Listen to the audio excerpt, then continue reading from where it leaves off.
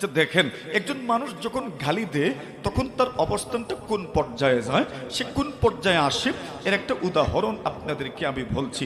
রাসূল আকরাম সাল্লাল্লাহু আলাইহি ওয়াসাল্লামের এক সাহাবী মারুর ইবনে সুয়াইদ রাদিয়াল্লাহু তাআলা আনহু বলেন, একদিন আমি রাসূল আকরাম সাল্লাল্লাহু আলাইহি ওয়াসাল্লামের সাহাবী আবু যর গিফারি রাদিয়াল্লাহু তাআলা আনহু, নাম তো শুনেছেন, আবু যর গিফারি শুধু নাম শুনেন নাই, উনার সম্পর্কে আরো কত কিছুই যে আপনাদের জানা আছে। আল্লাহর বান্দা এমন একজন সাহাবী ছিলেন যাকে বলা হয় সুফি মিজাজের সাহাবী। এমন এক মানুষ ছিলেন, দরবেশ প্রকৃতির মানুষ ছিলেন, পীর ওলি প্রকৃতির মানুষ ছিলেন। এমনিতেই তো নবীর সাহাবায়ে কেরামের চাইতে বড় কোনো ওলি নাই, বড় কোনো পীর নাই। আর এদের মধ্যেও আবু যর গিফারির শান, তার মর্যাদা, তার অভ্যাসটা ছিল অন্যরকম। এমন এক পর্যায়ের মানুষ ছিলেন, লোকজন ওনাকে দেখতেন আর বলতেন, আল্লাহর জমিনে এমন একজন মানুষ এসেছেন, যে মানুষ দরবেশ মানুষ, পীর মানুষ, ওলি মানুষ, আল্লাহর এই বান্দা আবু যর গিফারি রাদিয়াল্লাহু তাআলা আনহু একদিন রাগান্বিত হয়ে ওনার গোলামকে, ওনার গোলাম যে দাস আছে ওই দাসকে একটা গালি দিয়ে ফেলেছেন। কি গালি ওইটাও আপনাদেরকে শুনাই। উনি যেই গোলামকে গালি দিয়েছেন, গোলাম তো আগের যুগের বেশিরভাগ গোলাম ছিলেন আফ্রিকার মানুষ, সুদানের মানুষ, এরা তো কৃষ্ণাঙ্গ, এরা তো কালো হয়। তো উনি গালি দিয়েছেন ইবনে সাউদা, কালো মহিলার ছেলে। কি বলছেন? ওইটা তো আপনাদের এলাকায় এটাকে কিভাবে প্রকাশ করে তা তো আমি জানি না, এজন্য আমি পুরোটাই তর্জমা অনুবাদ করলাম। ইবনে সাউদা আরে ও কালো মহিলার ছেলে, অথবা বলেছেন ইবনে সাউরা আরে ও বাদির ছেলে। কি বলছেন? আপনাদের দেশে কি বলে? ঠিকই আছে, না না আঞ্চলিক একটা আছে তো, এটাই বলে বাদির ছেলে বলে। আচ্ছা যাক, তো ঠিকই আছে। এখন উনি এইভাবে গালি দিচ্ছেন বাদির ছেলে, এটা তো বাস্তবতা। অথবা বলেছেন কালো মহিলার ছেলে। আচ্ছা বলেন, কালো মানুষকে যদি কেউ কালো বলে তো তার মনটাকে খারাপ হয় না? কথা বলেন যে মন খারাপ হয় না, মনটা ঝুট হয়ে যায়। আচ্ছা আমি কি কালো নিজে ইচ্ছা করে আল্লাহর কাছ থেকে চেয়ে আনছি যে আমাকে কালো হিসাবে আপনি দুনিয়াতে সৃষ্টি করেন? ওইটা আল্লাহ বানাইছে, আল্লাহ বানাইছে। আল্লাহর বান্দার মনে বড় কষ্ট হয়ে গেল। আমি একজন কালো মহিলার সন্তান, আমার মা কেন, কিন্তু আবু যর আমাকে কালো মহিলার ছেলে বলে ডাক দিলেন, অথবা রাগান্বিত হয়ে কালো মহিলার ছেলে বলে আমাকে গালি দিলেন, বান্দির ছেলে বললেন। আবু যর গিফারির ওই কথায় মনে বড় কষ্ট হয়ে গেল। আল্লাহর ভান্ডার দেরি করলেন না, সোজা সুজি চলে গেলেন সুপ্রিম কোর্টে, আদালতের দ্বারস্থ হয়ে গেলেন। আল্লাহ রাসূল সাল্লাল্লাহু আলাইহি ওয়াসাল্লামের কাছে গিয়ে বিচার প্রার্থী হয়ে গেলেন। সকলে তো জানেনি রাসূলুল্লাহ সাল্লাল্লাহু আলাইহি ওয়াসাল্লামের আদালতে যদি কোনো বিচার দেওয়া হয়, রায় হবে সত্যের পক্ষে, কোনো সন্দেহ নাই। জুড়ে বলেন ঠিক কিনা? এজন্যই পৃথিবীর মধ্যে এত সুন্দর পরিবেশ তৈরি করে গিয়েছিলেন পৃথিবীর যারা ইতিহাস বিশ্লেষণ করেন, শুধু মুসলমান নয় অমুসলিম যারা ইতিহাস বিশ্লেষণ করেছেন, যারা নিরপেক্ষভাবে ইতিহাস বিশ্লেষণ করেছে, অমুসলিম হওয়া সত্ত্বেও তারা বলতে বাধ্য হয়েছে মুহাম্মদুর রাসূল এই পৃথিবী পরিচালনার জন্য, পারিবারিক জীবন, সামাজিক জীবন, রাষ্ট্রীয় জীবন, আন্তর্জাতিক জীবন পরিচালনার জন্য যে আইন এবং কানুন, যেই দাস্তুর এবং নিয়ম নীতি পৃথিবীর মানুষের সামনে রেখে গেছেন, ওই দুনিয়ার সকল ইউরোপিয়ানরা বলতে বাধ্য হয়েছে। শুধু ওই যুগে নয়, আধুনিক ইউরোপ কিয়ামত পর্যন্ত যত পৃথিবীর মধ্যে মানুষের সমাগম হবে, বসবাস হবে, সারা পৃথিবীর মানুষ যদি মুহাম্মদুর রাসূলুল্লাহর বিচার ব্যবস্থা এবং আইনের ব্যাপারগুলো ফলো করে, সারা পৃথিবীর মধ্যে শান্তি প্রতিষ্ঠিত হয়ে যাবে। সুবহানাল্লাহ। ওটা শুধু মুসলমানদের বক্তব্য নয়, যারা নিরপেক্ষ দৃষ্টিতে ইতিহাস বিশ্লেষণ করে সেই সকল অমুসলিমদের বক্তব্যটাও এরকমই।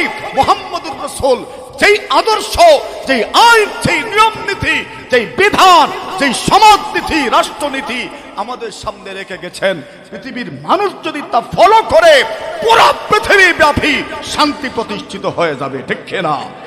এটা তো আমাদের বিশ্বাস তো আছেই, অমুসলিমরা পর্যন্ত এটা স্বীকার করতে বাধ্য। আচ্ছা, আল্লাহ রাসূল সাল্লাল্লাহু আলাইহি ওয়াসাল্লামের আদালতে বিচার তাও কার বিরুদ্ধে? নবীজির এমন একজন সাহাবীর বিরুদ্ধে যিনি একজন পীর মানুষ, দরবেশ প্রকৃতির মানুষ। আল্লাহ রাসূল সাল্লাল্লাহু আলাইহি ওয়াসাল্লামের সাহাবায়ে কেরামদের অন্তর এমনিতেই ছিল নির্মল, নিষ্কলুষ, অত্যন্ত শুভ্র আর স্বচ্ছ। সে সকল সাহাবীদের মধ্য থেকে যার আলাদা একটা শান ছিল, আবু যর গিফারির বিরুদ্ধে উনি নালিশ করেছেন, বিচার দিয়েছেন। আল্লাহ রাসূল আর দেরি করলেন না, আল্লাহ রাসূল সাথে সাথে আবু যর গিফারিকে নবীজির খেদমতে ডাকালেন। আবু যর গিফারিকে নিয়ে আসো, বিচার করতে দেরি হবে না, এই মুহূর্তেই বিচার কার্য সম্পাদিত হবে। বাদীও উপস্থিত, বিবাদীও উপস্থিত আছেন, তো আর দেরি কিসের? কথা বলেন ঠিক না বেঠিক? দেরির তো আর কোনো প্রয়োজন নাই। তদুপরি বিবাদী যদি ওনার অভিযোগ সত্য স্বীকার করে নেন, তাহলে বিচার তো একদম সহজ হয়ে গেল। যেমন আমাদের গ্রামগঞ্জে সালিশ পঞ্চায়েতে অনেক সময় বিচার সহজেই হয়ে যায়। কেন? এখানে উপস্থিতি, এখানেই এই সময়ই আপনার দুপক্ষের বক্তব্য নেওয়া হয়, সত্য অসত্য বেরিয়ে আসে, সহজেই বিচার কম সময়ের ভিতরেই নিষ্পত্তি করা যায়, ঠিক না? এখন আল্লাহ রাসূল সাল্লাল্লাহু আলাইহি ওয়াসাল্লাম আবু যরকে ডাকলেন। ঘটনার সূত্রপাত কেন হলো এই কথাটা বলছি। আল্লাহর রাসূলের সাহাবী মারুর ইবনে সুওয়াইদ বলেন, আমি একদিন লক্ষ্য করে দেখলাম আবু যর গিফারি উনি তো হচ্ছেন মুনিব, মানে উনি হচ্ছেন মালিক, আর ওনার অধীনে যে কাজ করেন ইনি হচ্ছেন একজন গোলাম। তো স্বাভাবিকভাবেই মালিকের কাপড়, গায়ের কাপড়, পরিধেয় কাপড় আর গোলামের পরিধেয় কাপড়ের মধ্যে একটু পার্থক্য থাকাটাই তো স্বাভাবিক, ঠিক না? যারা কাজ করে তাদের গায়ের পোশাক, আর যারা কাজ টাজ করে না তাদের গায়ের পোশাক তো আপনি সমান দেখবেন না। তো এভাবেই একটু বেশ কম থাকে, একটু পার্থক্য থাকে। কিন্তু মারুর ইবনে সুওয়াইদ বলছেন, আমি লক্ষ্য করলাম আবু যর গিফারির গায়ে যেই মানের কাপড়, যেই মানের পোশাক উনি পরিধান করেছেন, ওনার গোলামও সেই মানের কাপড়, সেই মানের পোশাক পরিধান করেছেন। সুবহানাল্লাহ বলেন। এর মানে এখানে সমতা আছে, এখানে সাম্যের একটা কথা আছে। সুবহানাল্লাহ বলবেন না? বর্তমান দুনিয়াতে যারা রাজনীতি করে, এদের রাজনৈতিক স্লোগানের মধ্যে এই স্লোগান তো অবশ্যই থাকে সাম্যের ভিত্তিতে রাষ্ট্র পরিচালনা, এই বক্তব্য তো থাকেই তাদের রাজনৈতিক স্লোগানে। আর এই স্লোগান মুহাম্মদুর রাসূল সাল্লাল্লাহু আলাইহি ওয়াসাল্লাম 1000 বছর আগে পৃথিবীর মানুষের কর্ণকুহরে পৌঁছে দিয়েছেন। আজ যখন সাম্যের কথা শোনা যায় আমাদের কর্ণকুহরে সাহাবীদের মাধ্যমে, বিশ্বনবীর সেই পয়গাম আমাদের কর্ণকুহরে ঝংকার তুলে। কথা বলেন ঠিক কিনা? কথা তো আল্লাহর রাসূলই বলে গেছেন, আবু যর গিফারি এত উঁচু মানের একজন মানুষ, ওনার গায়ের যে পোশাক, ওনার গোলামের গায়েও সেই মানের পোশাক। আচ্ছা বলুন, সাম্যের বাস্তবায়নে আর কোন দৃষ্টান্ত আপনার সামনে পেশ করতে হবে? এই দৃষ্টান্ত তো নবী যুগের দৃষ্টান্ত, সেই দৃষ্টান্ত আপনি এই যুগে কোথাও খুঁজে পাবেন না, ঠিক কিনা? আপনি কি মনে করেন সেখানেই তো আপনি শান্তি খুঁজতে পারেন, সেই আদর্শতেই আপনি শান্তি খুঁজতে পারেন? আবু যর গিফারি মারুর ইবনে সুওয়াইদ ভাবলেন, আচ্ছা গোলামের গায়ে যে পোশাক, মালিকের গায়েও সমান মানের পোশাক, নিশ্চয়ই এখানে কোনো রহস্য আছে।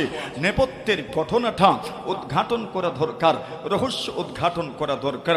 উনি রহস্য উদ্ঘাটনে নেমেছেন। আবু যরকে জিজ্ঞাসা করলেন, কি ব্যাপার স্যাপার, আপনার গায়ের পোশাক আর গোলামের গায়ের পোশাক দুইটাই জোড়া তো সমানই দেখছি যে। উনি বলেন, এর পিছনে কারণ আছে। কারণটা কি? নিজেই বর্ণনা করছেন, ইন্নী সাবাবতু রাজুলা, আমি এক ব্যক্তিকে গালি দিয়েছিলাম। কি করেছিলাম?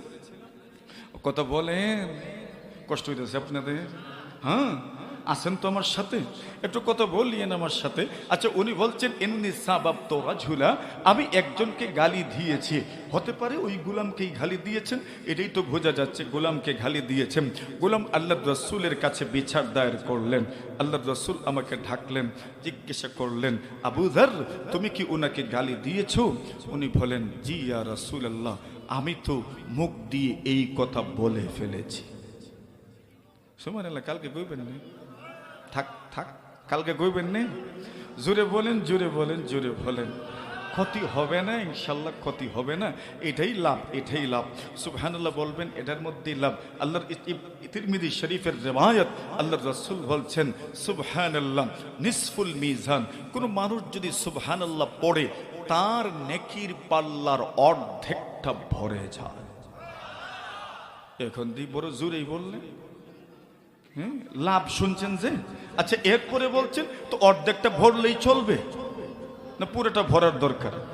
আচ্ছা, নেকির পাল্লাটা কত বড় হবে?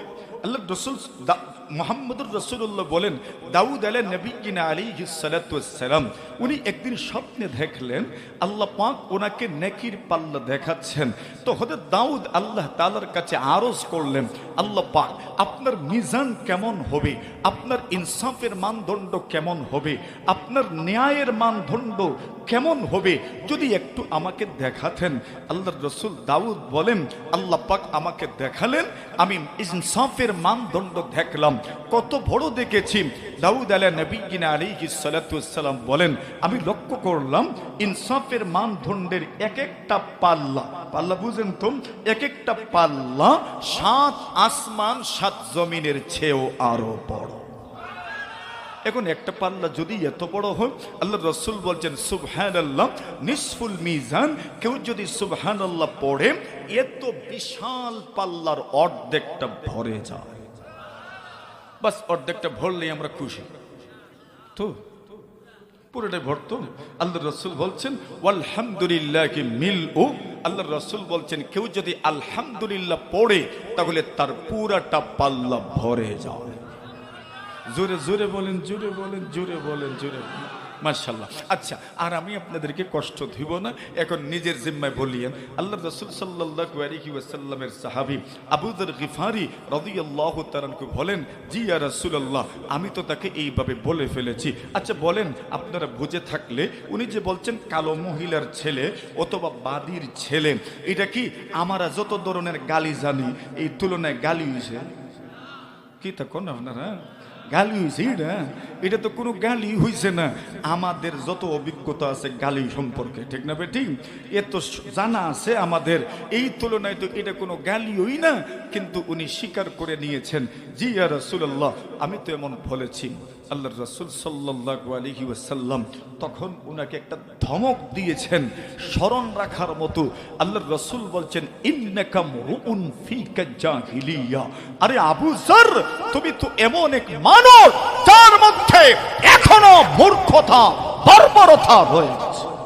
নাউজুবিল্লাহ বলে একটা গালি দেবাকে রাসূল কি হিসাবে আমাদের সামনে উপস্থাপন করছেন? মূর্খতা, এটা বর্বরতা, এটা অজ্ঞতা। তুমি গালি দিয়েছো, তুমি মূর্খতা করেছো, তুমি গালি দিয়েছো, তোমার থেকে বর্বরতা প্রকাশ পেয়েছে, তুমি গালি দিয়েছো, তোমার থেকে অজ্ঞতা প্রকাশ পেয়েছে। এবার বলেন না, ওই ছোট্ট একটা গালি দেওয়া এটা তো জবান থেকে বের হয়, এই গালির কি পরিমাণ ভয়াবহতা কিছুটা অনুমান করতে পেরেছেন? আচ্ছা আসুন এই কথাটা আপনাদেরকে আরেকটা হাদিসের মাধ্যমে আমি বুঝাই। কষ্ট হচ্ছে না তো? হ্যাঁ, তিতা ওয়াজ হচ্ছে যে একটু একটু তিতা তিতা হচ্ছে না? আচ্ছা যাক, আলহামদুলিল্লাহ, তিতা তো মাঝে মধ্যে ভালোই হয়। এখন আরেকটা হাদিস আপনাদেরকে শোনাই। আবু জুরাই জাবির ইবনে সুলাইম রাদিয়াল্লাহু তাআলা আনহু বলেন, নবী আকরাম সাল্লাল্লাহু আলাইহি ওয়াসাল্লামের সাহাবী আবু জুরাই জাবির ইবনে সুলাইম বলেন, রাআইতু রাজুলান ইয়াসদুরুন নাসু আন রাইহি, আল্লাহ রাসূল সাল্লাল্লাহু আলাইহি ওয়াসাল্লামের সাহাবী এই কথা বলে আবু জুরাই জাবির ইবনে সুলাইম রাদিয়াল্লাহু তাআলা আনহু বলেন, রাআইতু রাজুলান ইয়াসদুরুন নাসু আন রাইহি। আবু জুরাই জাবির ইবনে সুলাইম রাদিয়াল্লাহু তাআলা আনহু বলেন, আমি রাস্তা দিয়ে যাচ্ছিলাম, যাওয়ার পথে আমি লক্ষ্য করে দেখি এমন একজন মানুষ আমার সামনে, বিশাল মাজমুয়া, বড় একটা সভা, এই সবার মধ্যে উনি মদ্যপানী হয়ে বসে আছেন, সবার দৃষ্টি ওনার দিকে। আল্লাহর রাসূল সাল্লাল্লাহু আলাইহি ওয়াসাল্লাম সবার দৃষ্টি আকর্ষণ করে বসে আছেন। আল্লাহর নবীজি যখন কথা বলতেন, সাহাবায়ে কেরাম কিভাবে পয়গম্বরের কথা শুনতেন, রাসূলুল্লাহ সাল্লাল্লাহু আলাইহি ওয়াসাল্লামের সাহাবীগণ বলেন, যখন ওনারা কথা শুনতেন ছাতক পাখির মতো এত নম্রতার সাথে ভদ্রতার সাথে কথা শুনতেন, মনে হতো যেন এদের মাথার উপরে পাখি বসে আছে, নড়াচড়া করতেন না। আল্লাহর নবী বিশ্ব নবীজি সুন্দর করে কথা বলছেন। আবু জুরাই জাবির ইবনে সুলাইম রাদিয়াল্লাহু তাআলা আনহু বলেন, আমি লক্ষ্য করে দেখি সবাই ওনার কথা মানার জন্য প্রস্তুত। উনি যা আদেশ করেন তাই মেনে নিচ্ছেন, উনি যা বলেন তা শুনছেন, তা করার জন্য প্রতিযোগিতা শুরু হয়ে গেছে। শুধু এতটুকুই দেখি নাই, আব্দুর রহমান ইবনে আবি কুরাত রাদিয়াল্লাহু তাআলা আনহু বলেন, আমি আরো দেখলাম রাসূলুল্লাহ সাল্লাল্লাহু আলাইহি ওয়াসাল্লাম উযু পড়ছিলেন। রাসূল যখন উযু পড়ছেন, তাকা দেখি সাহাবায়ে কেরাম নবীজির মুখের নিচে এবং হাতের নিচে নিজেদের হাতগুলো এইভাবে রাখতেন। আল্লাহর নবীজির শরীরে বেগ, আল্লাহর পয়গম্বরের গাল বেগ, যে পানি নিচে পড়তো ওই পানির ফোঁটা নিচে পড়তে দিতেন না। সাহাবায়ে কেরাম নিজের হাতে নিয়ে চেহারার মধ্যে লাগাইতেন, সিনার মধ্যে লাগাইতেন, মাথার মধ্যে লাগাইতেন। কেন লাগাইতেন? বরকতের জন্য, বরকতের জন্য লাগাইতেন। আল্লাহর নবীর সাহাবী হযরত রাসূলুল্লাহ সাল্লাল্লাহু আলাইহি ওয়াসাল্লামকে চিনতেন না, জানতেন না। রাসূলকে ইতিপূর্বে উনি দেখেন নাই, রাসূলের কথা উনি কত যে শুনেছেন, রাসূলের গুণমুগ্ধ উনি, রাসূলের কথা জীবনে অনেকবার শুনেছেন, না দেখেও পরিচিত। এমন কিছু মানুষ আল্লাহর জমিনে আছে না নাই? যেই মানুষগুলোকে আপনি চিনেন না, জানেন না, কোনোদিন দেখা হয় নাই, কিন্তু ওনার কর্মতৎপরতা আপনি শুনেছেন, ওনার কর্মের পরে দিয়ে আপনি জানেন, ওনার তৎপরতা সম্পর্কে আপনার জানা আছে। এই জন্য দূর থেকে না দেখেও আপনি তাকে ভালোবাসেন, আপনি তাকে শ্রদ্ধা করেন, আপনি তাকে মহব্বত করেন। কিন্তু ওই লোকটার সঙ্গে সাক্ষাতের জন্য আপনি প্রত্যাশী থাকেন, মনের একটা আশা থাকে, ড্রিম থাকে, একটা স্বপ্ন থাকে। কোনোদিন যদি আল্লাহর ওই বান্দার সাথে আমার মোলাকাত হয়ে যায়, আমার সাক্ষাৎ হয়ে যায়, তবে নিজেকে ধন্য মনে করব। আল্লাহর রাসূল সাল্লাল্লাহু আলাইহি ওয়াসাল্লাম তো এমনই ছিলেন। উনি এমন ছিলেন, ওনাকে দেখার জন্য নবীজি সাল্লাল্লাহু আলাইহি ওয়াসাল্লামের উপর যারা ঈমান আনয়ন করেছে, এদের মনটা পাগল পারা ছিল। আরে ওই যুগের মানুষের মনটা তো পাগল পারা ছিল। এই জমিনে, এই দুনিয়াতেও এখন যারা আমরা বসবাস করি, রাসূলকে দেখতে পারবো না, কিন্তু এরপরেও রাসূলকে দেখার জন্য সদা সর্বদা আমরা উদ্গ্রীব থাকি। কথা বলেন ঠিক কিনা? কমপক্ষে আল্লাহর নবীজিকে যদি একবার স্বপ্নে দেখা যায়, এর জন্য তো প্রত্যাশী থাকি। কেন? রাসূলকে যদি একবার দেখে নিতে পারতাম, নিজের জীবনটা সৌভাগ্যপূর্ণ হয়ে যেত, নিজের জীবনটা এমন জীবন হয়ে যেত যেই জীবনের সাথে কোনো জীবনের তুলনা করা যায় না। আল্লাহর রাসূলের সাহাবী আবু জুরাই জাবির ইবনে সুলাইম বলেন, আমি রাস্তা দিয়ে যখন যাচ্ছিলাম, তাকায় দেখি একজন মানুষ সুন্দরভাবে কথা বলছেন, সবাই ওনার দিকে চেয়ে আছেন। উনি যা বলেন তা করার জন্য মানসিকভাবে প্রস্তুত হয়ে পড়েন, যা আদেশ করেন তা মানার জন্য প্রস্তুত হয়ে যান। আল্লাহর বান্দার মনে হলো এত প্রভাবশালী একজন মানুষ, উনি যা বলেন তা করার জন্য সবাই হুমড়িকে পড়েন।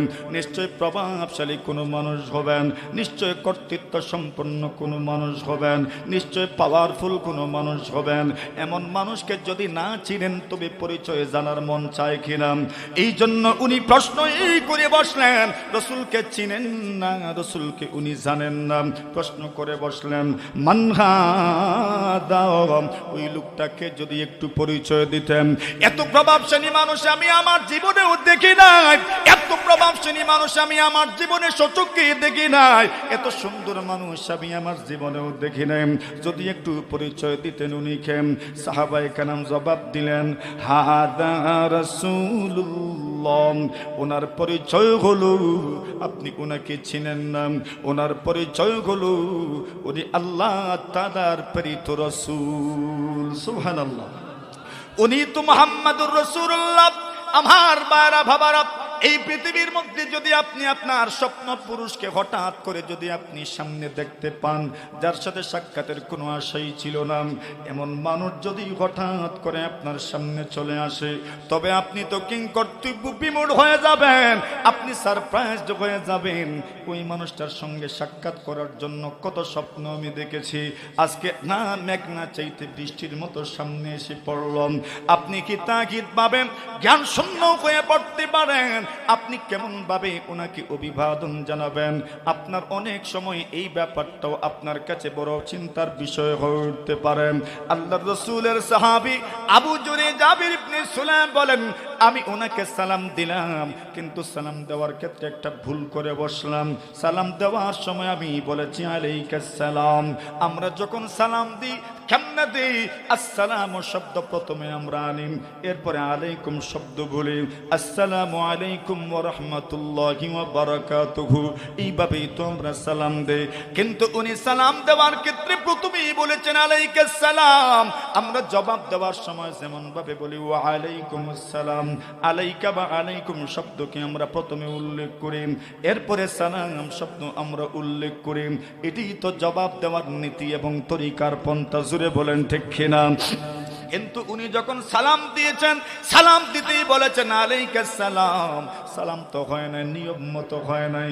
রাসূলুল্লাহ সাল্লাল্লাহু আলাইহি ওয়াসাল্লাম এই জন্য জবাবও দেন নাই। সালামের জবাব না দেওয়াতে ওনার মনে হলো কি জানি রাসূল আমার উপর নারাজ মনে হয়, অসন্তুষ্ট মনে হয়, এই জন্য আমার সালামের জবাব দিলেন না। আল্লাহ রাসূল সাল্লাল্লাহু আলাইহি ওয়াসাল্লামের সাহাবী জাবির ইবনে সুলাইম বলেন, আমি আবার সালাম দিলাম আলাইকাস সালাম, তবে দ্বিতীয়বার সালাম দিয়েছি, প্রথমবার যেটা দিয়েছি ওইটাই আবার বলেছি। আল্লাহর নবীজি এইবারও জবাব দিলেন না। আমি আরো চিন্তিত হয়ে পড়লাম, প্রথমবার জবাব দেন নাই, ভাবছিলাম মনে হয় শুনতে পারেন নাই, এই জন্য জবাব দেন নাই। এইবার তো 2 নম্বর বারও বলেছি, কিন্তু উনি জবাব দিলেন না। তবে নিশ্চিতভাবে বলা যায় পয়গম্বর মনে হয় আমার উপর সন্তুষ্ট, এই জন্য তো জবাব দেন নাই। কিন্তু রাসূল সাল্লাল্লাহু আলাইহি ওয়াসাল্লাম আমাকে আশ্চর্যান্বিত করেন, নিজের থেকেই বলে ফেললেন, সাহাবীরে আমার, এরে আল্লাহর বান্দা শুনে রাখো, তুমি আমার সাথে প্রথম সাক্ষাৎ হয়েছে কিনা জানি না। উনি বলেন, রাসূলুল্লাহ জীবনের প্রথম সাক্ষাৎ আপনার সাথে আর কোনো দিন দেখি নাই, তবে দেখার জন্য উদ্গ্রীব ছিলাম, সদা সর্বদা আপনাকে দেখব এমন চিন্তা আমার মধ্যে ছিল, এমন চিন্তা লালন করেছি। আল্লাহর নবী গো, আমি আপনাকে সালাম দিলাম, কিন্তু সালামের জবাব দিলেন না। রাসূলুল্লাহ সাল্লাল্লাহু আলাইহি ওয়াসাল্লাম বলেন, তুমি যেইভাবে সালাম দিয়েছো এইভাবে সালাম দেয় না। আল্লাহ রাসূল বলেন, লা তাকুল আলাইকাস সালাম। ইমামে আবু দাউদ রাহিমাহুল্লাহু তাআলা বাবু মা জাআ ফি ইসবালিল ইজারের মধ্যে হাদিস বর্ণনা করেছেন। আল্লাহ রাসূল সাল্লাল্লাহু আলাইহি ওয়াসাল্লাম বলেন, লা তাকুল আলাইকাস সালাম, তুমি যখন কাউকে সালাম দিবা, আলাইকাস সালাম বলে তুমি সালাম দিবা না, ওয়া কুল আসসালামু আলাইহি, তুমি বলবা আসসালামু আলাইহি। আল্লাহ রাসূল বলেন, কেন তুমি যখন বলেছো আলাইকাস সালাম, এটা হয়ে গেছে তাহিয়াতুল মাইয়িত, মাইয়িতকে সালাম দিলে যেমন জবাব শোনা যায় না, তুমি আলাইকাস সালাম বলেছো, এরপরে জবাব দেওয়ার মতো আর কিছুই থাকে না। কেন এটাই হচ্ছে সালামের জবাব, জুড়ে বলেন সুবহানাল্লাহ। প্রথম সাক্ষাতেই আল্লাহর নবী উনার যেই ভুল হয়েছে সেই ভুলের সংশোধন পয়গম্বর সংশোধন করে দিলেন। এইবার আল্লাহর নবীর সাহাবী আবু জুরাইজ জাবির ইবনে সুলাইম বলেন, আল্লাহর নবী গো, এই জীবনে আপনার সঙ্গে আজকে সাক্ষাৎ হলো, জানি না আর কোনোদিন সাক্ষাৎ হবে কিনা গো। আল্লাহর নবীজি মেহেরবানি করে আপনি যদি আমাকে কিছু নসিহত করতে পারতেন, যে নসিহতের উপর আমল করে আমি আমার আখিরাত গুছায় নিতে পারতাম, আমি পরকালের পাতেও সংগ্রহ করে নিতে পারতাম, এমন কিছু নসিহত আপনি আমাকে করে দেন। আল্লাহ রাসূল সাল্লাল্লাহু আলাইহি ওয়াসাল্লাম বলেন, ঠিক আছে, তুমি যেইভাবে আমার কাছ থেকে উপদেশ শুনতে চেয়েছ, এইভাবে আমি তোমাকে উপদেশ করে দিচ্ছি। আল্লাহর রাসূল কি উপদেশ করেছেন, এই কথাটাই মুখ্য বিষয়। আল্লাহর রাসূল সাল্লাল্লাহু আলাইহি ওয়াসাল্লাম উপদেশ করতে যাইয়া বলেন, লা তাসুববান্না আহাদাম।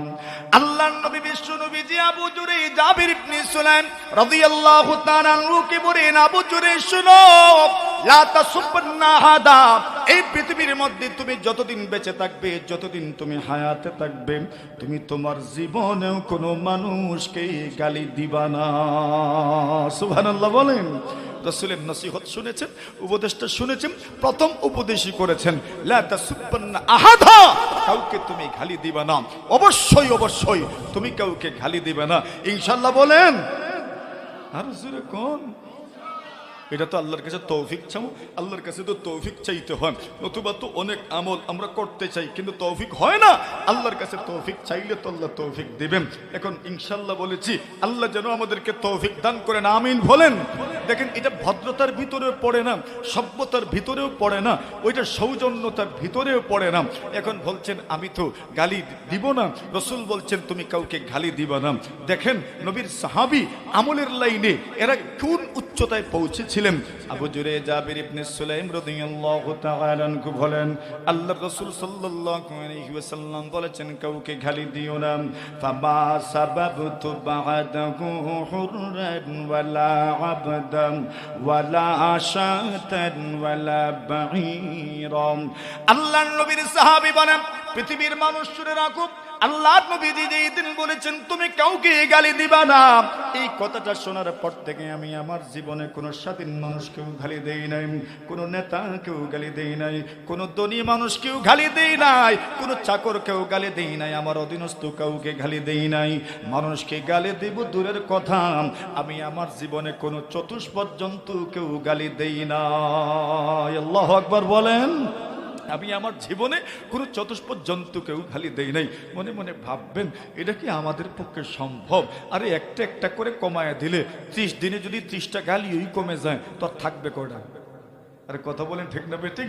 একদমই সহজ। উনি বলছেন আমি আমার জীবনে কোনো চতুষ্পদ জন্তুকেও পর্যন্ত গালি দেই নাই। কেন? রাসূল বলেছেন লা তাসুববান্না আহাদা, তুমি কাউকে গালি দিও না। বলছেন ফামা সাবাবতু বা'দাহু হুরদান ওয়ালা আবদান ওয়ালা শাতান ওয়ালা বাঈরা, কোন চতুষ্পদ জন্তুকে গালি দেই নাই, কোন মানুষকে গালি দিব দূরের কথা, কোন চতুষ্পদ জন্তুকে গালি দেই নাই। আমাদের এই সমাজ ব্যবস্থায় অনেক সময় আমরা বাবারা মায়েরা নিজের সন্তানদেরকেও এমন এমন গালি দেই যে গালি শুধু গালি নয় বরং কোন কোন পর্যায়ে বদদুয়া। কথা বলেন ঠিক না বেটি? আচ্ছা বলেন, বাবা হয়ে মা হয়ে যদি আমি আমার সন্তানকে গালি দেই, বদদুয়া দেই, তো আমার সন্তানের জন্য দোয়া করবে কেডা? আল্লাহর রাসূল তো বলছেন 3 ধরনের দোয়া কবুল হয়ে যায়, চাই সেটা পজিটিভ দোয়া হোক অথবা নেগেটিভ দোয়া হোক, 3 ধরনের দোয়া আল্লাহ কবুল করেন। এর মধ্যে মাতা পিতার দোয়া, এটা বদদুয়ার পর্যায়ে যদি হয় আল্লাহ কবুল করেন। আপনি যদি আপনার সন্তানকে গাধা বলে গালি দেন, আপনি যদি আপনার সন্তানকে অমানুষ বলে গালি দেন, আপনি যদি আপনার সন্তানকে নির্বোধ বলে গালি দেন, তাহলে বলুন না আপনার সন্তানকে একজন আপনার আদর্শ নাগরিক এইভাবে এমন শব্দ চয়ন করে ডাকবে কে? কেন? আপনার সন্তান তো আপনার থেকে অনুপ্রাণিত হতে পারবে না। আপনি যদি আপনার সন্তানকে বলেন তোকে দিয়ে কোনো কাজ হবে না, তাহলে এই সন্তানটার জন্য দোয়া করবে কে? বলেন, কথা বুঝছেন আমার? কেন আপনি বলছেন আপনার সন্তানকে তোরে দিয়ে কিছু হবে না, তো কাকে দিয়ে হবে বলেন? তো আপনি আপনার সন্তানকে দিয়ে কিছু হবে না বলছেন, তো এর মানে কি আপনি নিরাশ হয়ে গেছেন? সন্তানের জন্য আপনি বদদুয়া দিয়ে ফেলছেন?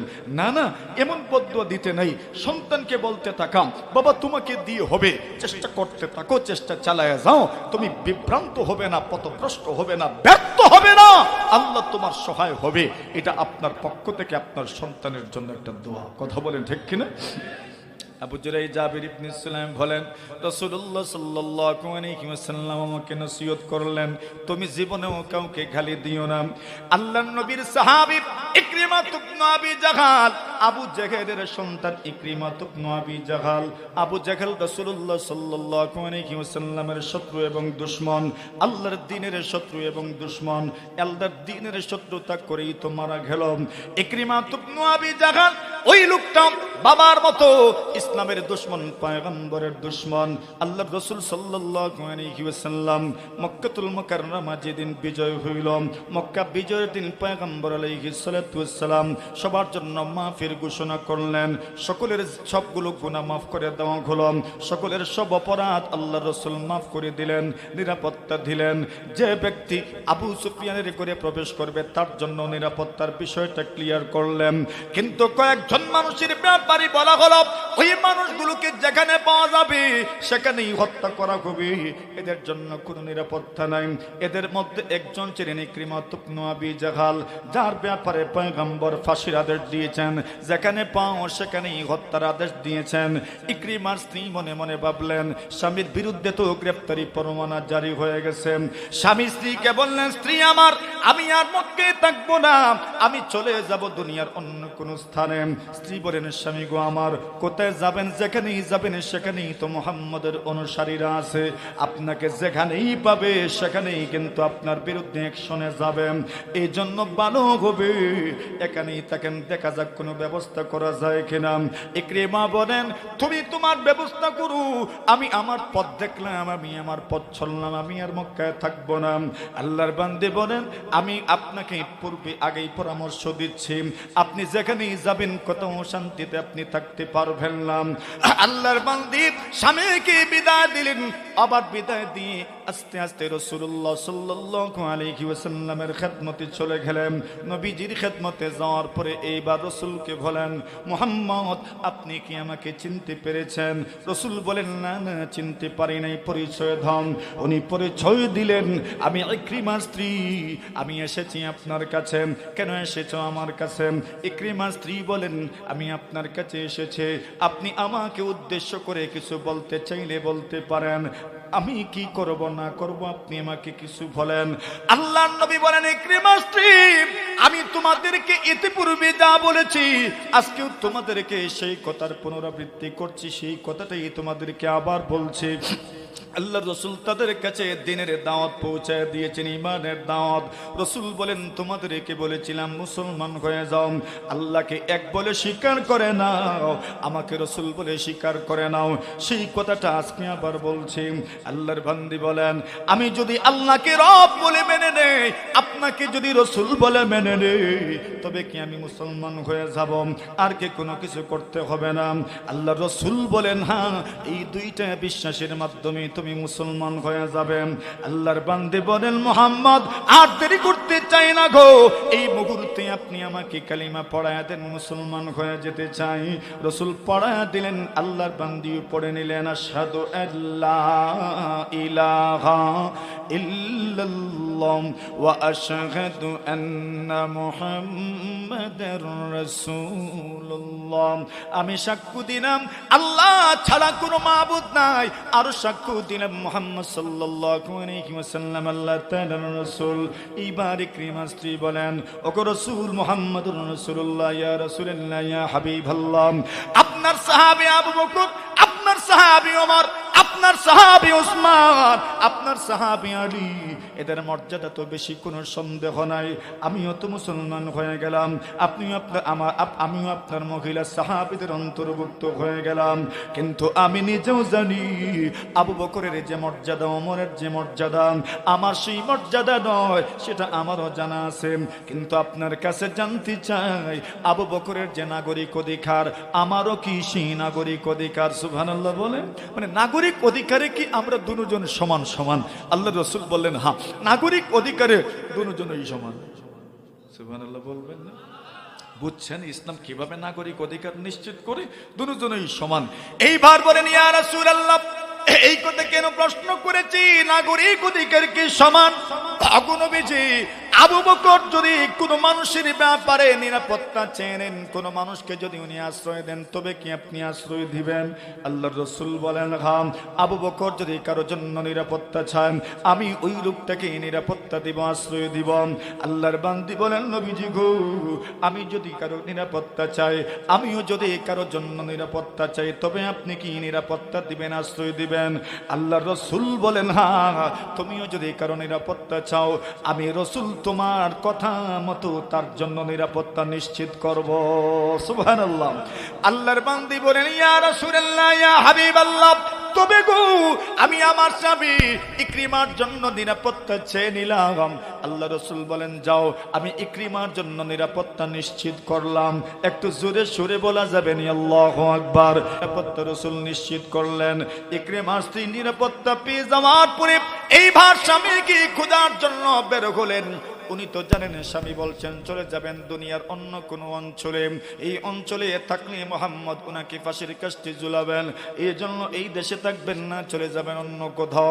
যাবেন কেমনি? আরব ভূখণ্ড তো এমন একটা ভূখণ্ড, শুধু ইরাকের দিকের পাশটা হচ্ছে সমতল মরুভূমি, কোনো জলবাগ নাই, বাকি তিনটা দিক থেকেই তো জল দ্বারা বেষ্টিত। কোন দিকে যাবেন? যেথায় যাবেন অবশ্যই সামুদ্রিক জাহাজের মাধ্যমে সফর করে সমুদ্র পার হতে হবে। আল্লাহর বান্দে ভাবলেন উনি তো স্থলপথে যাবেন না, সমুদ্র পার হওয়ার জন্য সমুদ্র বন্দরে যাবেন। সমুদ্র বন্দরের দিকেই রওনা হলেন। হঠাৎ করে লক্ষ্য করে দেখেন আমার স্বামী জাহাজের মধ্যে উঠতেছেন। পিছন থেকে ডাক দিলেন, স্বামী গো থেমে যাও, নেমে যাও। তব স্বামী গো থেমে যান, নেমে যান। স্বামী ইকরিমা চিন্তায় পড়ে গেলেন, কেরে পিছন থেকে ডাকে। স্বামী বলে, ডাকছে কেরে ডাকে? আল্লাহর বান্দা পিছনে ঘুরলেন, পিছনে ঘুরে দেখেন আমার স্ত্রী তো আমাকে ডাকছে। ইকরিমা বলেন, আমি নেমে আসলাম জাহাজ থেকে। নেমে আসার পরে এইবার বলেন স্ত্রী বলেন, স্বামী আমার যেতে হবে না, আপনাকে হিজরত করতে হবে না, পলায়ন করতে হবে না, এই শহরেই আপনি থাকেন। কেন জানেন নি গো? আমি আপনার জন্য রাসূলের কাছ থেকে নিরাপত্তা নিশ্চিত করে এসেছি। সুবহানাল্লাহ। মাঝে মধ্যে স্ত্রীরাও কাজে আসে, কতক্ষণ ঠিক না বেটি? এদেরকেও ক্রেডিট দিয়েন মাঝে মাঝে, এরাও কিন্তু অনেক সময় কাজে আসে। ইকরিমার স্ত্রী অনেক বুদ্ধিমতী ছিলেন, চালাক ছিলেন, উনি নিরাপত্তা নিয়ে এসেছেন। ইকরিমার স্ত্রী বলেন, তুমি আমার জন্য নিরাপত্তা কিভাবে নিশ্চিত করলে? আল্লাহর বান্দী বলে, স্বামী আমার ওই কথা জিজ্ঞেস করার দরকার নাই, আমি আপনার জন্য নিরাপত্তা কিভাবে নিশ্চিত করেছি। আমি মুহাম্মদের কাছে গিয়েছিলাম, আপনার জন্য নিরাপত্তা ভিক্ষা চেয়েছি, দিয়ে দিয়েছেন। এবার ইকরিমা বলেন, তুমি মুহাম্মদের কাছে গিয়েছো, মুহাম্মদ তোমাকে কিছু বলেন নাই, যে না কিছুই তো বলেন নাই, আমার জন্য নিরাপত্তা চেয়েছো, উনি নিরাপত্তা দিয়ে দিলেন। কেমনে কি বিষয় তো বুঝে আসে না। উনি বলেন, এত কিছু বুঝার দরকার নাই, চলেন আমার সাথে কোথায় যাব। আল্লাহর বান্দে বলেন, চলেন, এই মুহূর্তে মুহাম্মদের খেদমতে চলে যায়। সুবহানাল্লাহ। আল্লাহর বান্দা ইকরিমা বলেন, স্ত্রী আমার তবে মুহাম্মদের সঙ্গী যারা আছে তারা তো আমার বিরুদ্ধে এরা এমন ভাবে খুবই ফেসে উঠবে, এত রাগান্বিত ক্রোধান্বিত, এরা ক্ষোভ মেটাবে, এই মানুষগুলো আমাকে জীবন্ত রাখবে না, এই জন্য আমি মুহাম্মদের কাছে যাব না। আল্লাহর বান্দী বলেন, স্বামী গো আপনি মুহাম্মদকে চিনেন না, জানেন না, আল্লাহর জমিনের মধ্যে এত নম্র ভদ্র দ্বিতীয় কোনো মানুষ হতে পারে না। আল্লাহু আকবার বলেন। ইকরিমা স্ত্রী শাহাদা দিলেন, স্বামী গো আমার এত নম্র, এত ভদ্র, এত ভালো মানুষ এই পৃথিবীর মধ্যে দ্বিতীয় জন আর আপনি খুঁজে পাবেন না। স্বামী বলেন, স্ত্রী আমার তোমার মুখে দেখি মুহাম্মদের বড় প্রশংসা শোনা যায়। আল্লাহর বান্দী বলেন, স্বামী গো প্রশংসা কেন শোনা যাবে না? আমি তো মুহাম্মদের কাছে গিয়ে ইতিপূর্বেই মুসলমান হয়ে গিয়েছি। আর জোরে বলেন। ইকরিমা বলেন, তুমি মুসলমান হয়ে গেলে কেন? তুমি মুসলমান হয়ে গেলে? আল্লাহর বান্দী বলেন, মুহাম্মদের কাছে গিয়েছি, মুহাম্মদের কাছে যাওয়ার পরে আমি আমার পরিচয় তুলে ধরেছি। ইকরিমার স্ত্রী আমি বলেছি, ইকরিমা শব্দ বলা মাত্রই তো তোমার আমার যত কীর্তি আছে সবগুলো কীর্তি মুহাম্মদের চোখের সামনে ভেসে উঠেছে। যত কষ্ট দিয়েছি সকল কষ্টের যত পন্থা তরিকা ছিল সবগুলো ভেসে উঠেছে। আপনার আমার বাবা আবু জেহেল রাসূলকে যে কষ্ট দিয়েছেন সেটাও তো ওনার চোখের সামনে ভেসে উঠেছে। কিন্তু মুহাম্মদ এত ভদ্র, এত বদরু, মুহাম্মদ আমাকে একটা বিষয়ে সম্পর্কে প্রশ্ন করেন নাই। কেন? আল্লাহর নবীর আখলাক, নবীর চরিত্র হলো আল্লাহ রাসূল সাল্লাল্লাহু আলাইহি ওয়াসাল্লামের সাহাবী উকবাত ইবনে আমির রাদিয়াল্লাহু তাআলা আনহু বলেন, আল্লাহ রাসূল সাল্লাল্লাহু আলাইহি ওয়াসাল্লামের সঙ্গে যখন আমি সাক্ষাৎ করলাম, আল্লাহ রাসূলের কাছে অনুরোধ করলাম, আবেদন জানাইলাম, ইয়া রাসূলুল্লাহ ইয়া হাবিবাল্লাহ আখবিরনি বিফাওয়াদিলিল আমাল। আল্লাহর নবী গো, উত্তম আমল সম্পর্কে আপনি আমাকে বলেন, কোন আমল উত্তম আমল? আল্লাহ রাসূল সাল্লাল্লাহু আলাইহি ওয়াসাল্লাম বলেছেন, ও সাহাবী আমার, উত্তম আমল হচ্ছে সিলমান কাতাকাম।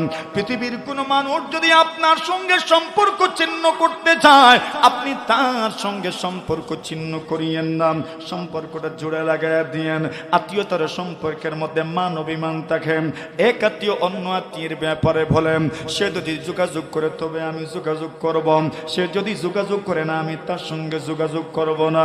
আল্লাহ রাসূল বলেন, না না না, তোমার সঙ্গে সে যোগাযোগ করে না, এরপরও তুমি যদি তার সঙ্গে যোগাযোগ করো, আত্মীয়তার যে হক আছে সেই হক যদি তুমি আদায় করো, আল্লাহ রাসূল বলেন এই আমলটাই হচ্ছে উত্তম আমল। 2 নম্বর রাসূল বলেন, ওয়াফু আম্মান যালামাক। এই পৃথিবীর মধ্যে সব মানুষ যে আপনাকে আরাম দিবে এমন নয়, সব মানুষ যে বিপদের বন্ধু হবে এমনও নয়। কত মানুষ বিপদের সময় চেহারাটা ফিরায় নেয়, আসে না নাই? বিপদের সময় বন্ধুত্বের হাত বাড়ায় না। আপনি যখন একটা ভালো সময়ে পার করছেন, ওই লোকটা যদি বিপদগ্রস্ত হয়ে যায়, আপনি যদি প্রতিশোধ নেওয়ার মতো সক্ষমতায় পৌঁছে যান, এরপরেও যদি প্রতিশোধ নিতে নেন না, আল্লাহ রাসূল বলেন এই আমলটা হচ্ছে উত্তম আমল। রাসূল বলেন, ওয়া আহসিন ইলা মান আসা ইলাইক। এই পৃথিবীর মধ্যে কত মানুষের আচরণ তোমার কাছে এমন ভাবে প্রকাশিত আছে, এমন ভাবে কত মানুষের আমল আপনার কাছে রেকর্ডেড আছে, ওই মানুষগুলো আপনাকে কত কষ্ট দিয়েছে। রাসূল বলছেন আপনি তাকে কষ্ট দিবেন না। ও ভাই আমার, ইকরিমা ইবনে আবি জাহল কি আল্লাহর বান্দি বলেন, স্বামী গো, আমি যখন আপনার পরিচয় দিলাম, আমার শ্বশুরেরও পরিচয় দিলাম, আমার কীর্তিও উনি জানেন, আপনার কাজকর্ম উনি জানেন, শ্বশুরের কাজকর্ম উনার জানা আছে, কিন্তু একটা বারো উনি অনীহা প্রকাশ করলেন না, একটিবারও আগের কোনো কিছু তুলে উনি আমাকে কোনোভাবে হ্যারাসমেন্ট করলেন না, কোনোভাবেই উনি আমাকে কুসা দিলেন না। এই জন্য বুঝতে পেরেছি ওনার মতো ভদ্র মানুষ আল্লাহর জমিনে দ্বিতীয় কেউ হতে পারে না, ঠিক কিনা?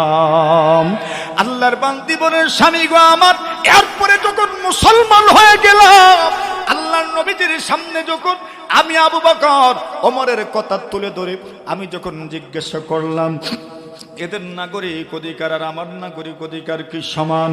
এরা যদি কারো জন্য নিরাপত্তা চান, আপনি তো নির্দ্বিধায় নিরাপত্তা দিয়ে দিবেন। আমি তো নতুন মাত্র মুসলমান হলাম, সবে মাত্র মুসলমান হলাম, আমিও যদি কারো জন্য নিরাপত্তা চাই, তবে আপনি কি আমার সম্মানার্থে তার নিরাপত্তা নিশ্চিত করবেন? আল্লাহু আকবার। আমার বলতে দেরি, মুহাম্মদ কবুল করতে সেকেন্ডও দেরি করেন নাই। এরপরে যখন আপনার নাম বলেছি, তখনও কোনো ধরনের কথাবার্তা বলেন নাই, নিরাপত্তা নিশ্চিত করেছেন। এখন আর যাবেন কোথায়? চলেন না মুহাম্মদের খেদমতেই চলে যায়। জুড়ে বলেন না সুবহানাল্লাহ। আরে ওই জায়গাতে যে প্রশান্তি আছে, দুনিয়ার আর কোথাও এই প্রশান্তি। আরো জোরে বলেন, দুনিয়ার আর কোথাও এমন প্রশান্তি নাই। রাসূলুল্লাহ সাল্লাল্লাহু আলাইহি ওয়াসাল্লামের সামনে যদি যেতে পারেন, যাবেন যাবেন, আপনি যখন অন্তরটা ফ্রেশ করে যাবেন, যে দেখেন আল্লাহর রাসূলকে দেখবেন, নূরানি চেহারাটা দেখবেন, ঈমানের মশাল আপনার অন্তরে জ্বলে যাবে, ঠিক কি না? কথা বলেন, ঠিক কি না? হর সিনা নশীবান नहीं जिब्रील अबी का,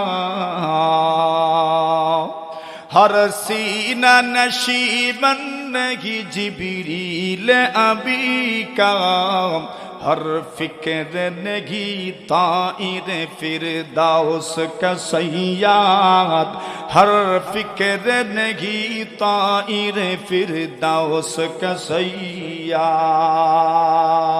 सुबहानाल्लाह বলেন।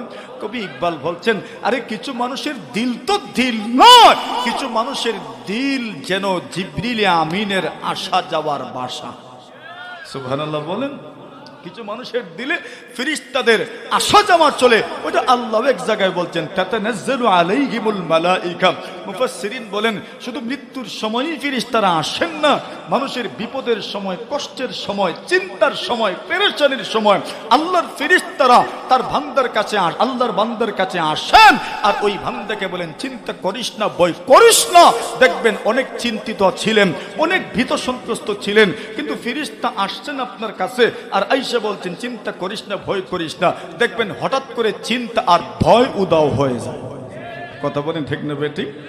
এটা তো আল্লাহর পক্ষ থেকে দান।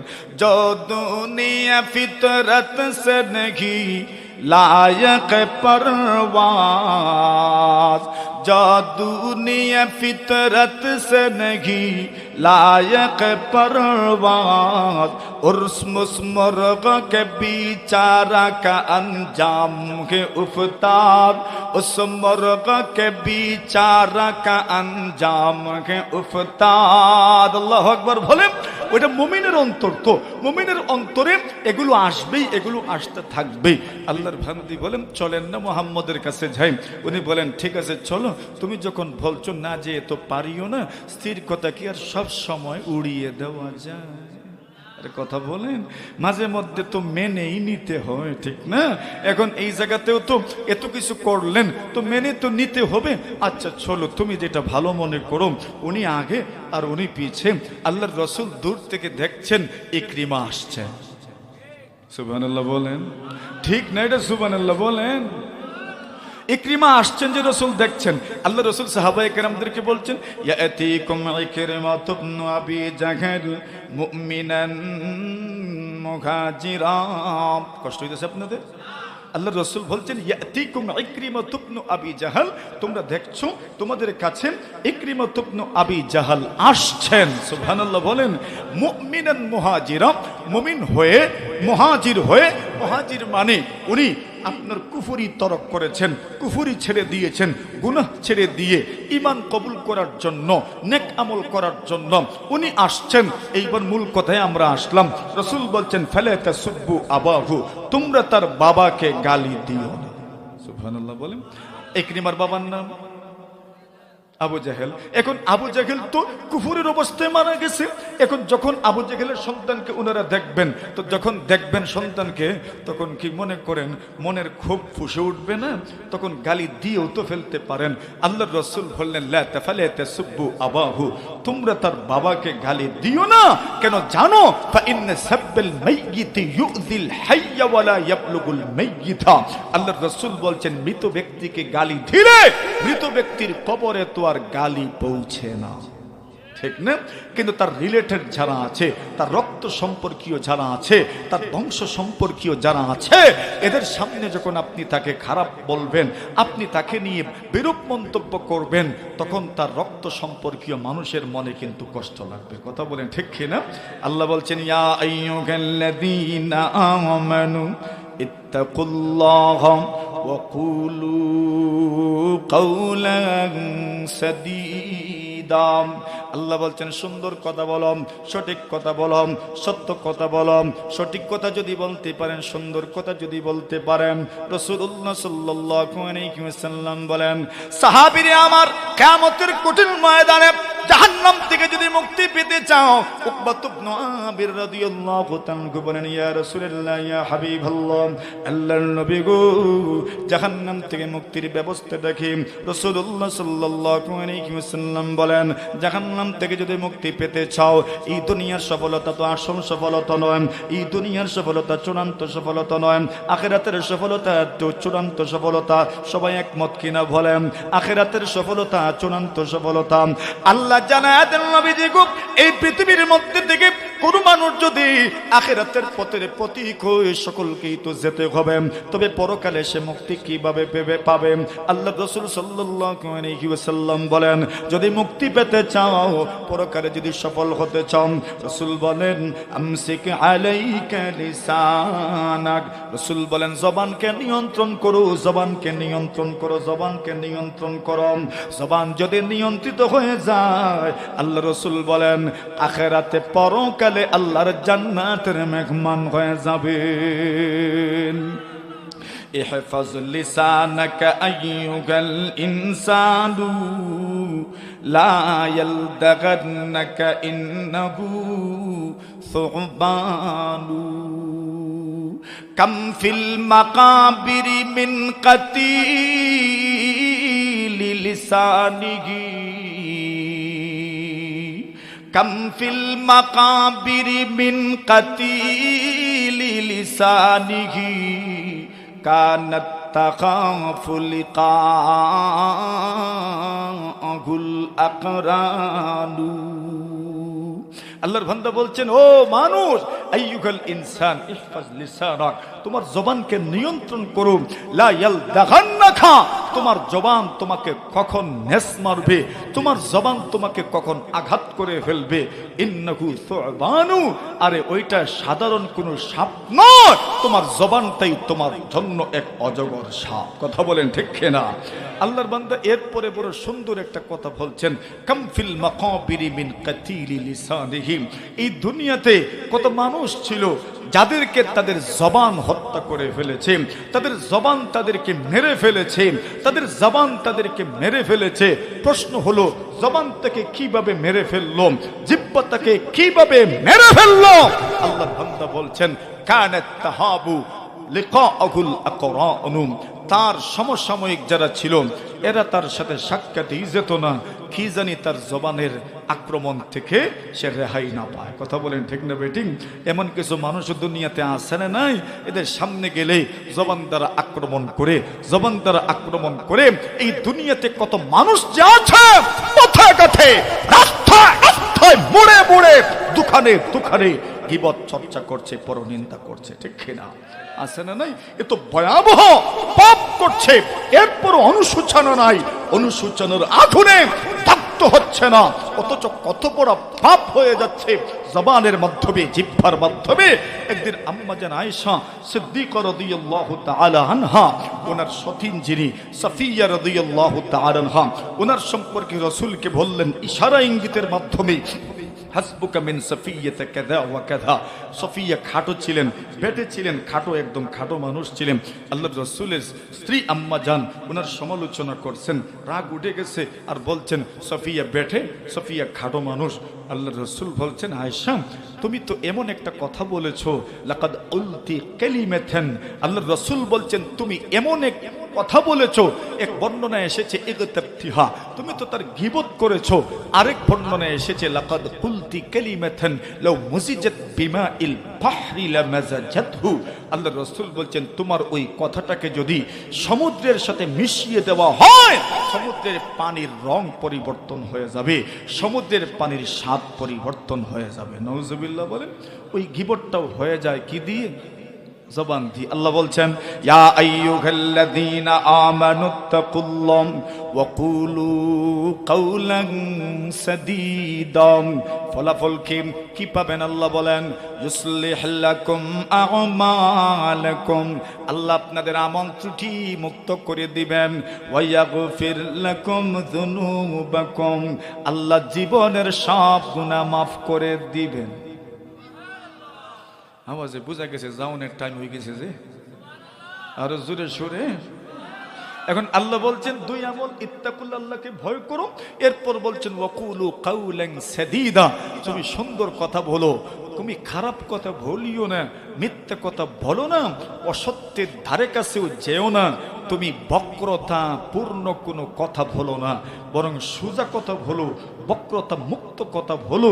আল্লাহর রাসূলকে আল্লাহ জানায়া দিচ্ছেন ফলাফল কি? আল্লাহ আমলকে সংশোধন করে দিবেন। এই দুনিয়ার সবার সংশোধনের প্রয়োজন আছে না নাই? জোরে বলে, আছে না নাই? তো আমার সংশোধনের প্রয়োজন, আপনারও সংশোধনের প্রয়োজন। তবে সংশোধনের ক্ষেত্রে যারা সংশোধন করবেন তাদের জন্য উচিত হলো সংশোধন যেভাবে করলে সংশোধন হয় এইভাবেই করা। আল্লাহর রাসূলের কাছে কেউ আসলেন আর বললেন, ইয়া রাসূলুল্লাহ আমাকে কিছু নসিহত করেন। রাসূল বলেন, লা তাগদাম, গুসা করিস না। এরপরে বললেন, আবার বললেন কিছু নসিহত করেন, বললেন গুসা করিও না। আবার বলেন কিছু নসিহত করেন, রাসূল বলেন গুসা করিও না। দেখছেন, গুসা না করতে বলেছেন, গুসা না করতে বলেছেন, রাগ না করতে বলেছেন। এই দুনিয়াতে কত মানুষ তার সংসার ভেঙে ফেলে রাগান্বিত হয়ে। আর কথা কন্যা ঠিক না বেটি? আর এরপরে যখন হুশে ফিরে আসে তখন কত ধরনের কথা বানায়। আর কথা কোন ঠিক না বেটি? তাহলে জবানকে নিয়ন্ত্রণ করো, আল্লাহ আমল সংশোধন করে দিবেন, গুনাহ মাফ করে দিবেন। আর যার আমল সংশোধন হয়ে গেল, যার গুনাহ মাফ হয়ে গেল, তার ফলাফলটা কি? আল্লাহ বলছেন ওয়ামাইয়ুতি আল্লাহ ওয়া রাসূলা, যে ব্যক্তি আল্লাহ তাআলার ফরমাবরদার হয়ে যাবে, আল্লাহ তাআলার আনুগত্য স্বীকার করবে, রাসূলের ফরমাবরদার হয়ে যাবে, আল্লাহ বলছেন ওই ব্যক্তির জন্য আল্লাহ রেখেছেন চূড়ান্ত সফলতা। ফাকাদ ফাযা ফাওজান আযীমা, আল ফাওজুল আযীম দুখুলুহুল জান্নাহ, আল্লাহর বান্দা জান্নাতের চিরস্থায়ী মেহমান হয়ে যাবে। জবান নিয়ন্ত্রণ করতে পারবো তো ইনশাআল্লাহ? আল্লাহ পাক আমাদেরকে তৌফিক দান করুন, সবাই বলি আমিন। কথা আর দীর্ঘায়িত করছি না, ধৈর্যচ্যুতি ঘটাচ্ছি না। হ্যাঁ হ্যাঁ, উনি তো মোনাজাত করবেন হুজুর। জি জি জি হুজুর, আচ্ছা হুজুরের